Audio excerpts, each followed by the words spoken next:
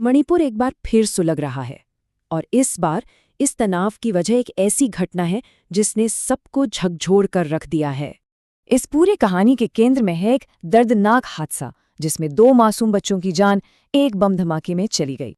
तो चलिए आज यही समझते हैं कि कैसे एक अकेली घटना ने पूरे इलाके में गुस्से की आग भड़का दी।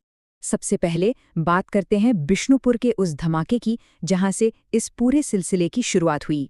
तो बात है 7 अप्रैल की सुबह की। विष्णुपुर जिले का थोंगलाओबी इलाका एक जोरदार धमाके से दहल गया। ये एक आम सिविलियन एरिया था, एक ऐसी जगह जिसे सुरक्षित माना जाता है, लेकिन एक पल में सब कुछ बदल गया। इस धमाके में एक 5 साल के बच्चे और उसकी महज 5 महीने की बहन की मौके पर ही मौत हो गई। ये कोई आम हमला नहीं था, 2 मासूम बच्चे क्रॉस फायर में फंस गए थे और इसी वजह से ये घटना मणिपुर की हालिया अशांति के सबसे क्रूर और दिल दहला देने वाले हमलों में से एक बन गई। अब इतने बड़े हादसे के बाद लोगों के सब्र का बांध टूट गया। उनका दुख अब गुस्से में बदल रहा था और वो सब न्याय की मांग के लिए एकजुट हो रहे थे। हमले के फौरन बाद घाटी में गुस्सा जैसे फूट पड़ा। मेरा पैबी यानी मशाल थामने वाली औरतें सड़कों पर उतर आईं। उनकी सिर्फ एक ही मांग थी, दोषियों को जल्द से जल्द पकड़ा जाए और उन्हें सजा मिले। इसी के साथ पूरी घाटी में 5 दिन के बंद का ऐलान कर दिया गया। बाजार, स्कूल, ट्रांसपोर्ट सब कुछ रुक गया। लोगों को उम्मीद थी कि शायद अब कोई एक्शन लिया जाएगा, लेकिन दिन बीतते गए और कोई खास कार्रवाई होती हुई नहीं दिखी।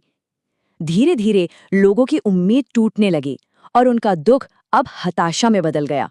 और यही हताशा और निराशा जल्द ही राजधानी और उसके आसपास के इलाकों में हिंसक टकराव की वजह बन गई।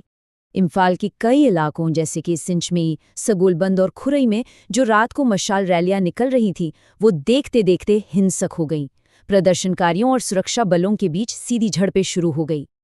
अब यहाँ पे कहानी के 2 अलग-अलग पहलू सामने आते हैं।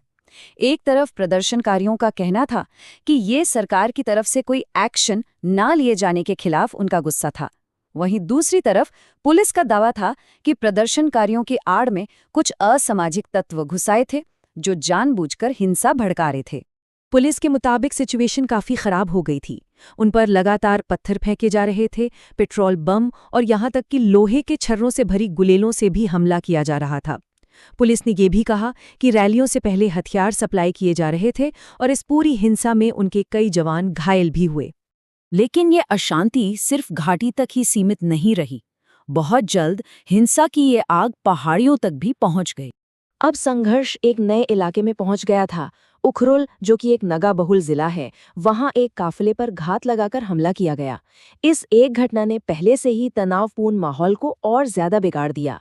इस हमले में कुछ संदिग्ध उग्रवादियों ने एक काफिले पर गोलियां बरसाईं, जिससे 2 आम नागरिकों की जान चली गई और उनमें से एक सेना के रिटायर्ड जवान थे। अब ये मामला इतना गंभीर हो चुका है कि इसकी जांच NIA यानी नेशनल इन्वेस्टिगेशन एजेंसी को सौंप दी गई है। तो अब हम एक ऐसे मोड़ पर आ गए हैं जहां संकट गहराता जा रहा है, लेकिन जवाब कहीं नजर नहीं आ रहे। हर तरफ बस सवाल ही सवाल हैं। तो चलिए इस पूरी घटना के क्रम को एक बार फिर से देखते हैं।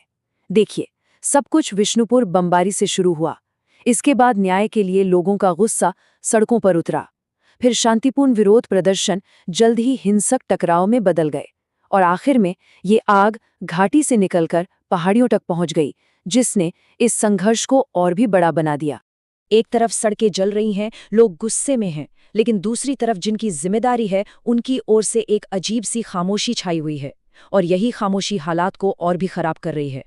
तो सबसे अहम सवाल यही है, जब न्याय मिलने में इतनी देरी हो रही है और पूरा क्षेत्र इस तरह अशांति की आग में झुलस रहा है, तो इन मासूमों की मौत और इस पूरी तबाही के लिए आखिर जिम्मेदार कौन है?